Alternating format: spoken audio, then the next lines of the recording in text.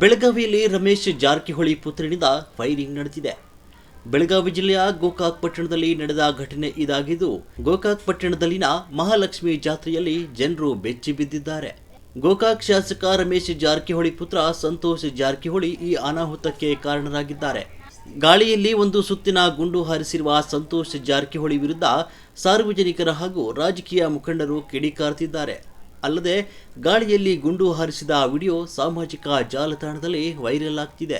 ಘಟನೆಗೆ ಸಂಬಂಧಿಸಿದಂತೆ ಪೊಲೀಸರು ಇದೀಗ ಸುಮೋಟೋ ಪ್ರಕರಣ ಕೇಸ್ ದಾಖಲು ಮಾಡಿಕೊಂಡಿದ್ದಾರೆ. ಲಕ್ಷ್ಮೀದೇವಿ ಜಾತ್ರೆಯಲ್ಲಿ ಬೆಂಬಲಿಗರೊಂದಿಗೆ ಬಂದೂಕು ಹಿಡಿದು ಗಾಳಿಯಲ್ಲಿ ಗುಂಡು ಹಾರಿಸಿದ್ದು ಬೆಂಬಲಿಗರು ಘೋಷಣೆ ಕೂಗಿದ್ದಾರೆ. ಜಾತ್ರೆಯಲ್ಲಿ ನೂರಾರು ಜನ ಸೇರಿದ್ದರಲ್ಲದೆ ಅಲ್ಲಿ ಪೊಲೀಸರು ಸಹ ಹಾಜರಿದ್ದರು.